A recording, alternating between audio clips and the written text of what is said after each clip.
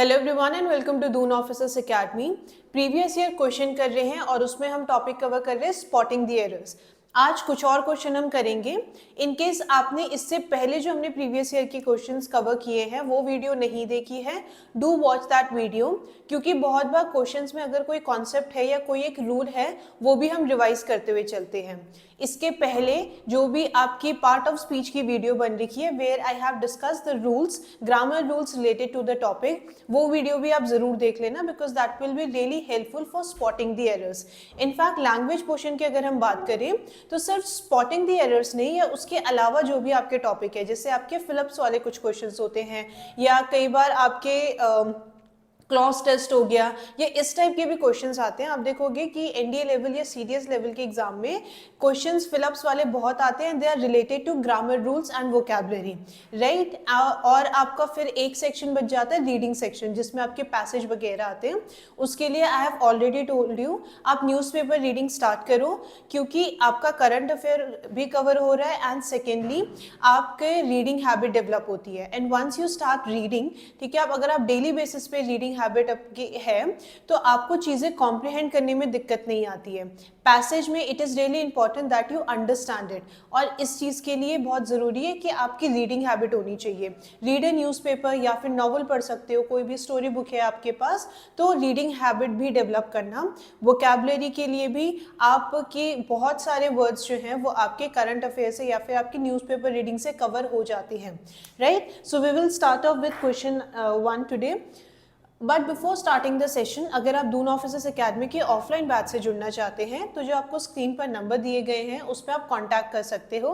Hair we will be preparing you for NDA examination या फिर CDS level का examination, और एल्स आप आरएएमसी या सैनिक स्कूल, इनमें से किसी भी एग्जाम के लिए प्रिपेयर कर रहे हो तो आप अकेडमी के साथ ऑफलाइन बैचेस में इनरोल करा सकते हो।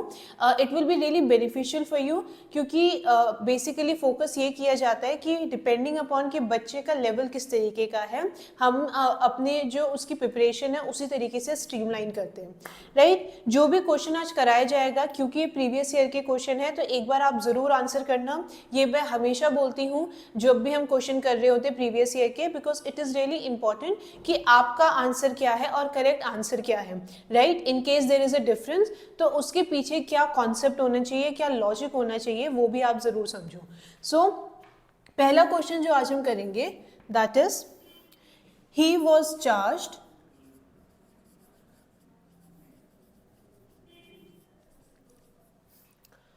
of murder. This is your A part. Though the evidence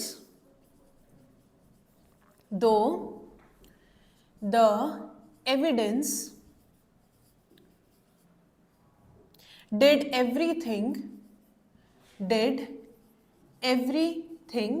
this is your B part,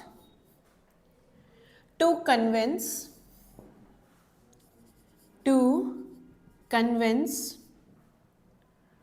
the judge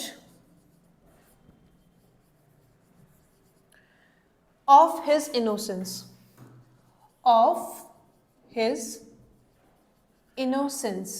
ठीक है। This is your C part.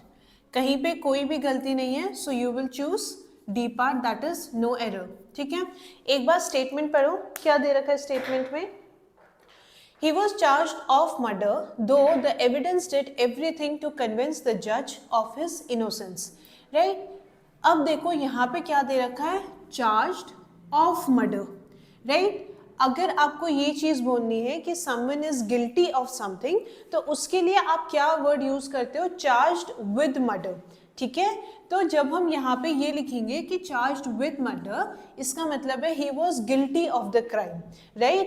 तो बेसिकली किसके लिए उसको चार्ज किया गया, for the murder, राइट। तो एरर आपका कहाँ पे है, ए पार्ट में। करेक्ट स्टेटमेंट क्या होना चाहिए था, he was charged with murder though the evidence did everything to convince the judge of his innocence, ठीक है। तो एरर है आपका ए पार्ट में, यहाँ पे चार्ज्ड ऑफ नहीं आता है, चार्ज्ड विद आता है, ठीक है। अगर आपको ये बोलना है कि दे आर गिल्टी, राइट, या फिर जो क्राइम है वो उन्होंने कमिट किया है, तो उसके लिए करेक्ट स्टेटमेंट होता charged with, it is not charged of, right इस टाइप के क्वेश्चंस पहले भी हमने डिस्कस किए आते हैं, राइट प्रेपोजिशन वाले हो गए या आपके फ्रेजल आपके वर्ब हो गए या आप फ्रेज किस तरीके से यूज करते हो, ऐसे क्वेश्चंस आते हैं, ठीक है।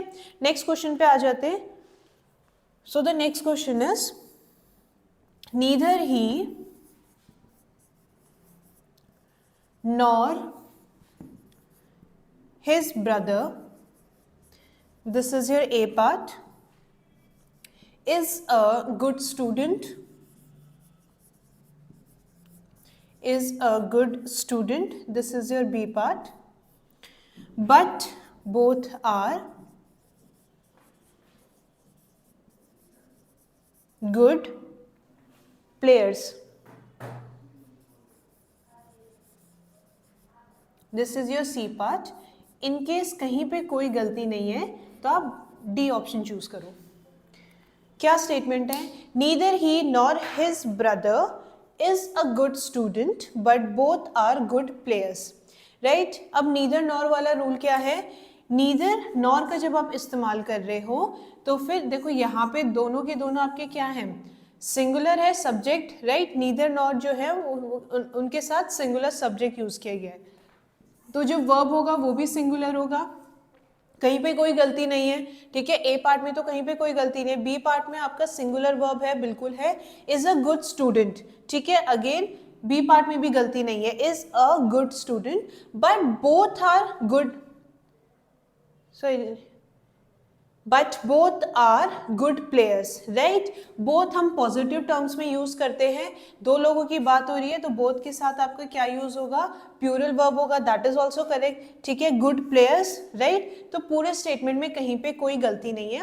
एरर आपका कहाँ पे है? डी वाले पार्ट पे, राइट। नीदर नॉर या फिर ईदर और वाले रूल भी हम डिस्कस कर चुके हैं, जिसमें आपको क्या बोला गया है? Depending upon the subject, right. अगर आपका क्या है, दोनों सिंगुलर है तो आप सिंगुलर वर्ब यूज करोगे, लेकिन कई बार क्या होता है कि आपके जो नीदर नॉर या ईदर और के साथ अगर आपके जो सब्जेक्ट यूज किए गए हैं या जो नाउन यूज किया गया है वो डिफरेंट है, तो आपका जो सेकंड वाला जो आपका या जो सबसे क्लोजेस्ट होगा वर्ब के, वर्ब उसी के अकॉर्डिंग डिटरमाइन किया जाएगा। अगर यहाँ पे ब्रदर्स होता तब यहाँ पे आर होता, राइट। नेक्स्ट क्वेश्चन पे आते हैं।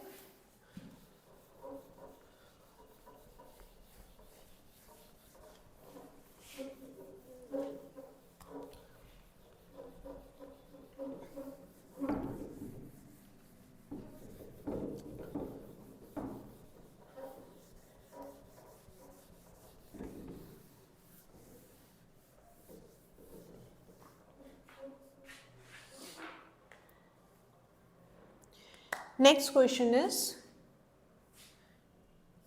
he has taken charge, ये है आपका ए part, as principal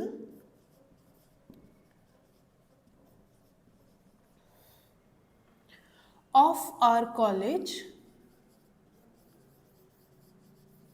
this is your B part, 3 years ago,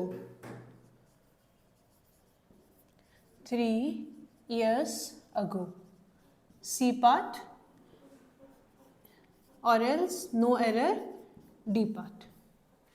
He has taken charge as principal of our college 3 years ago. कहाँ पे गलती है या कहीं पे कोई गलती नहीं है? हाँ, now look at the statement here. He has taken charge as principal of our college 3 years ago. Past की बात की जा रही है, तो लेकिन यहाँ पे जो आपका स्टेटमेंट दिया है हैज टेकन जो है वो आपका कौन सा फॉर्म है?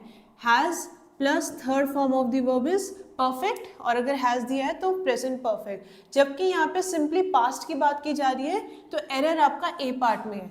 यहाँ पे सिंपली आप क्या लिखोगे? टुक होना चाहिए था। He took charge as principal of our college 3 years ago. So error lies in the A part. Tense में गलती है, right? और tense basically क्या होते हैं? Form of verb ही तो होते हैं। तो error आपका है A part में, instead of has taken it should be took. ठीक है? Next question is, suppose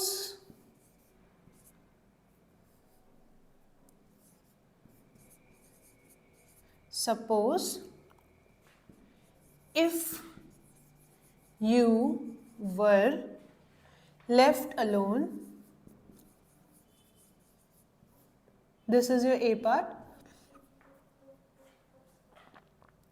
to live on a deserted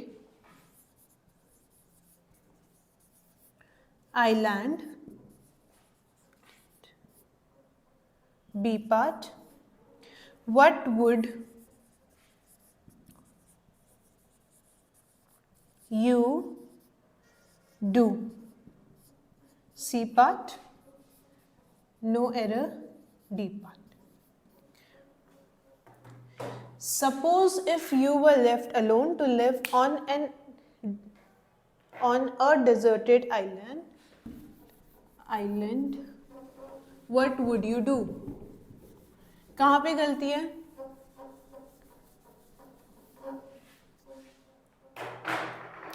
अब देखो सपोज बेसिकली क्या है, कंडीशनल, राइट। सपोज बेसिकली आप कब यूज करते हो, जब आपको कोई कंडीशन बतानी है।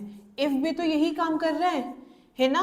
तो सपोज के साथ क्या इफ वर्ड की जरूरत थी? नहीं थी, है ना। सपोज का मतलब ही क्या है, अगर मैं बोलती हूँ सपोज करो, कोई चीज़ अज्यूम करो, राइट। कोई चीज़ जो है वो एग्जिस्ट नहीं करती है, बट मैं ये बोल रही हूँ ये आप मान सकते हो, राइट। तो इफ भी वही काम कर रहा है, तो भाई दो चीज़ें जो एक की काम कर रही है, तो सपोज इज सफिशिएंट, इफ की यहाँ पे कोई ज़रूरत नहीं थी, राइट। सो आपको इफ जो वर्ड है उसको एलिमिनेट करना है यहाँ पे। करेक्ट स्टेटमेंट क्या होता है? Suppose you were left alone to live on a deserted island, what would you do? ठीक है, डेजर्टेड आइलैंड में अगर आपको छोड़ दिया जाए तो आप क्या करोगे, राइट। तो एरर है आपका ए पार्ट में, इफ नहीं होना चाहिए, सिर्फ suppose word is sufficient, right. तो आपका ए पार्ट का एरर था यहाँ पे। ऑलराइट, नेक्स्ट क्वेश्चन पे आते हैं।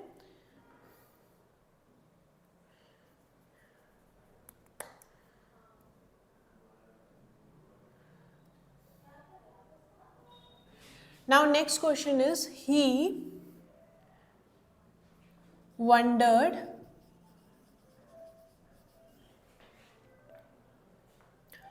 that what, A part है ये, would be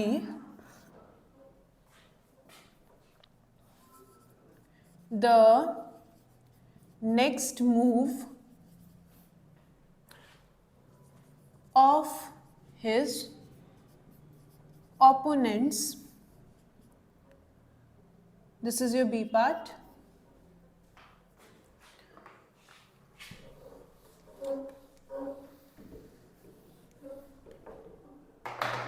who had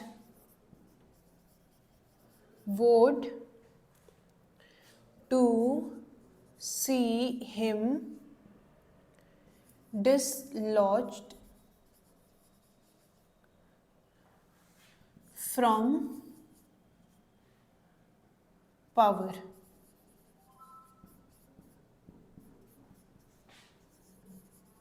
No error, D part.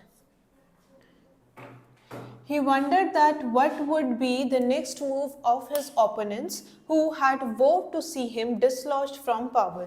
कहाँ पे गलती है या फिर कहीं पे कोई गलती नहीं है?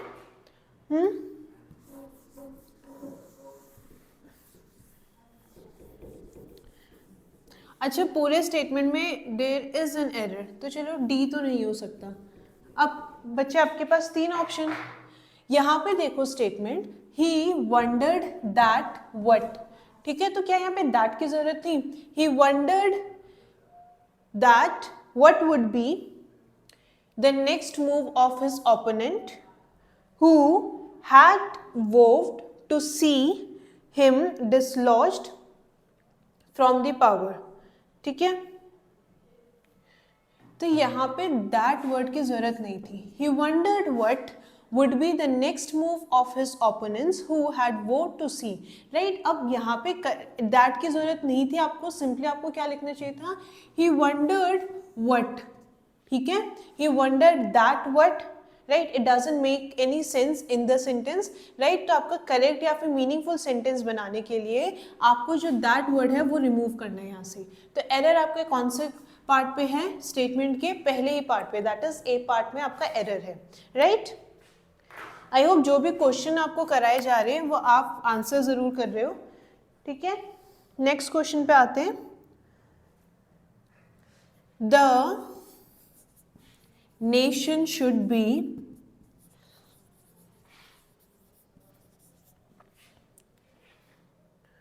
grateful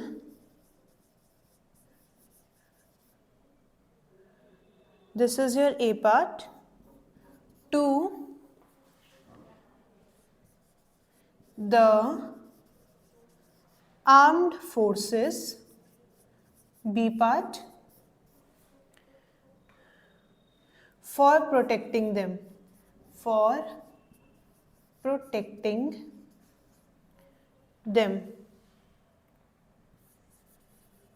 ये है आपका सी पार्ट, या फिर कोई गलती नहीं है then you will choose option number D, right. The nation should be grateful to the armed forces for protecting them, कहाँ पे गलती है या कोई गलती नहीं है? एक बार स्टेटमेंट ध्यान से पढ़ो।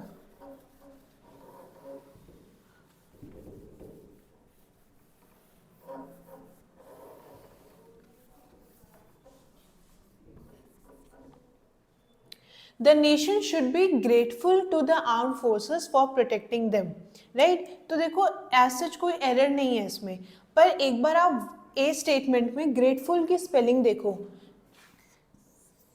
कौन सा वाला ग्रेटफुल होना चाहिए? GRATEFUL, मतलब क्या होता है? व्हेन यू आर थैंकफुल, ठीक है, या फिर कोई चीज जो है वो आप क्या कर रहे हो? अप्रिशिएट कर रहे हो, ऑलराइट। कोई चीज जब आप अप्रिशिएट कर रहे हो तब आप कौन सा वर्ड का यूज करते हो? Grateful, GRATEFUL, right, not GREATFUL, ठीक है। कई बार कुछ स्पेलिंग्स के एरर भी आ जाते हैं, but if you will look at it, it is more of कि आपका, अगर आप देखोगे पार्ट ऑफ स्पीच में या फिर आप देखोगे ग्रामेटिकली सेंटेंस में कोई गलती नहीं है, लेकिन आपकी गलती कहाँ पे थी? जो आपको ग्रेटफुल की स्पेलिंग दे रखी है वो गलत है, राइट। अगर आपको ग्रेटफुल नहीं पता है, दैट इज GRATEFUL, उसका मतलब नहीं पता है, तो बहुत चांसेस है कि आप इसमें नो एरर वाला ऑप्शन जो है वो मार्क कर देते, ठीक है। करेक्ट आपके स्पेलिंग क्या होनी चाहिए थी ग्रेटफुल की? GRATEFUL, नॉट GREATFUL, ठीक है। ग्रेटफुल कोई इनफैक्ट वर्ड नहीं होता है, राइट।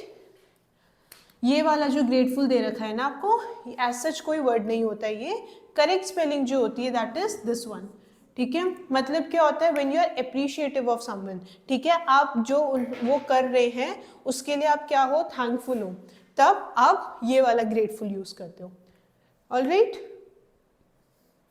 एक और क्वेश्चन डिस्कस करते हैं। Next question is I do not no, this is your A part, what is he doing, B part, to solve the problem, this is your C part। कहीं पे कोई गलती नहीं है तब आप डी ऑप्शन मार्क करोगे, दैट इज नो एरर। अब एक बार स्टेटमेंट पढ़ो, कहाँ पे गलती है? अगर कोई गलती नहीं है तब आप ऑप्शन नंबर डी मार्क कर सकते हो, ठीक है।